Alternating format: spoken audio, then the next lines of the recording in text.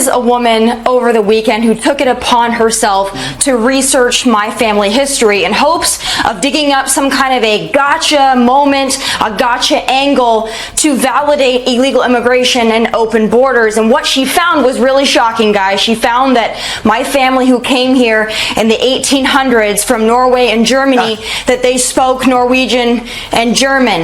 And really what she did is prove that my family came here. There has always been drama on daytime TV, but occasionally something happens that makes everyone talk, and this one was no exception. What began as a discussion about immigration policies between conservative commentator Tomi Lahren and View co-host Sunny Hoon swiftly descended into a full-fledged, ferocious argument about ancestry hypocrisy and what it really means to be American. The idea that immigrants come over here and they don't know anything and they're dragging us down, because we all come from immigrants, including you, Tomi Lahren. She talks about low skills. What exactly are her skills? Her second great-grandmother had been here for 10 years, yet spoke no English. Oh my gosh. 1930 census says Tommy's 3 times great-grandmother had been here for 41 years and still spoke German.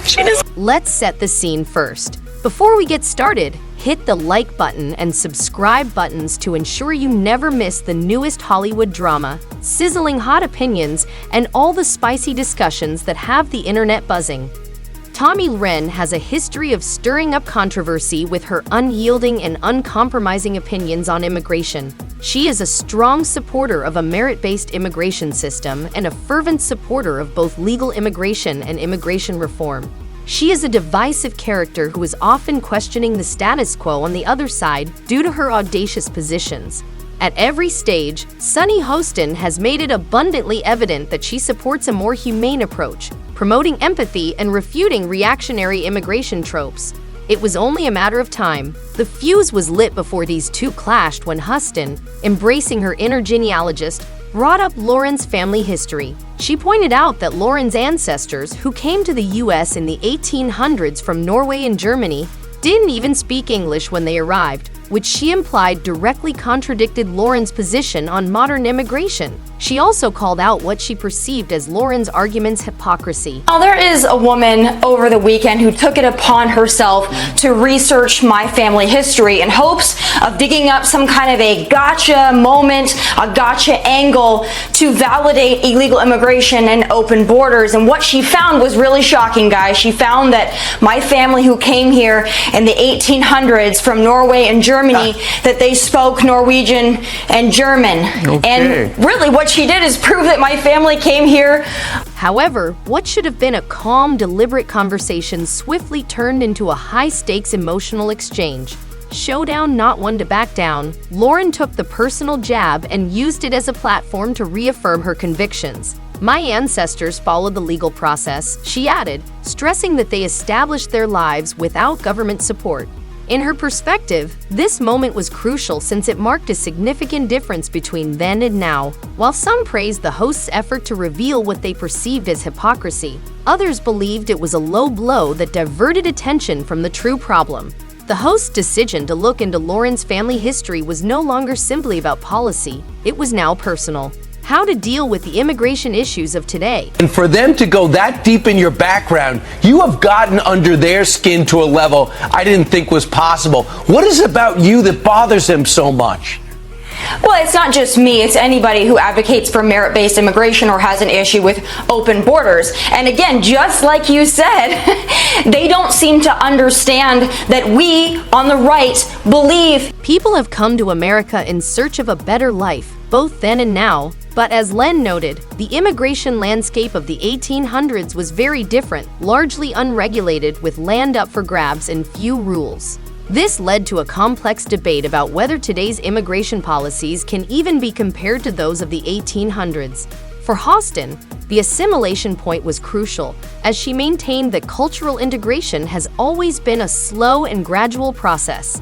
However, for Len, the true problem was that her family complied with the laws and regulations, and the current immigration system is a complex web of laws, security concerns, and social welfare programs. Participated without anticipating handouts, a significant difference in the contentious immigration debate of today. This gap reflects a wider rift in Americans' perceptions of immigration, which are influenced by political ideology and historical identity. I do believe that the immigration crisis of today is apples to oranges from what it was in the 1800s when immigrants came to this country legally, were documented, worked for themselves, asked for nothing, and built a life and a family. That has nothing to do with the illegal immigration crisis of today that we must. However, don't be misled. This was about more than just policies. Len wasn't alarmed. She flipped the script, making fun of the host's genealogical abilities and using the opportunity to rally her supporters and maintain her composure.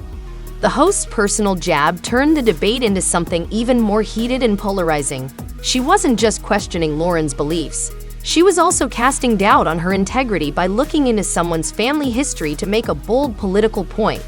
Under duress, the fallout was swift, and both sides of social media were humming. Some thought the host's genealogy deep dive was a cunning way to reveal hypocrisy, while others saw it as a last-ditch effort to undermine Len. The View was caught in the middle. Her position appealed to viewers who shared her views, but it also voiced concerns regarding the show's tone.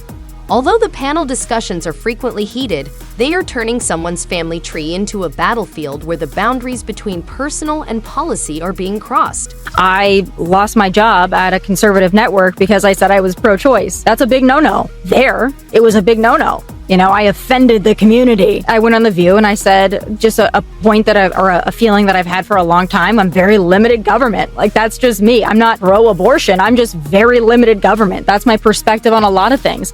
And I lost my job at a conservative network for that. How did you know you lost your job? Like, what did that look like? So you go on The View, you say this, and then what happened? Then they told me, don't come back on Monday to do your show. You're suspended indefinitely. That's how it was. Were you shocked? Were you like, oh, this makes sense? No, I was shocked. And that's why the lawsuit ensued. I have a view that some conservatives still to this day take a real issue with, and they tell me I'm not a real conservative or this or that. It's on both. As the dust settled, attention returned to the main topic of immigration policy, and Lauren made it apparent that her position was one of upholding the law rather than opposing immigrants. Whether you agree with her or not, there is an obvious difference between legitimate immigrants who obey the law and those who cross the border illegally, and this is something that frequently gets lost in political disputes. Her ability to remain calm and communicate her Hostin's defense of her choice to bring up Lauren's ancestry in Point Under Fire demonstrates her deft debate skills. She presented it as an effort to draw attention to the difficulties of immigration, but by making it so personal, she unintentionally gave Lauren the victory and turned the attack into a rallying cry for her supporters. The audience was also forced to confront the uncomfortable reality that it is more difficult to find common ground when the boundaries between policy and personal attacks are blurred. At the core of this debate is a wider cultural and political divide, with some advocating for a compassionate approach and others seeing immigration as a cornerstone of America's identity. The irony is that both sides likely agree more than they realize. Both Len and H value the contributions immigrants have made to America. Both acknowledge the importance of assimilation, and both believe they are fighting for the nation's best interests. Of the moment, those similarities are obscured by the drama of live television. Provide them with DNA, 23andMe, because I cannot believe the detail on your background that they were able to get. Well, I don't have to. She did all the research for me, so I'm sure my family is very appreciative. What about Joy saying, though, what are your skills? It's beyond research. It is personal. It is mean. Well, of course, this is classical Joy Behar, but I would like to ask Joy Behar what her skills are, because perhaps we could swap stories. I know I watch Joy, and she seems like a highly skilled lady, but for her to attack me, that's really interesting. Those in glass houses should not. Ultimately, this was more than simply a disagreement over policy.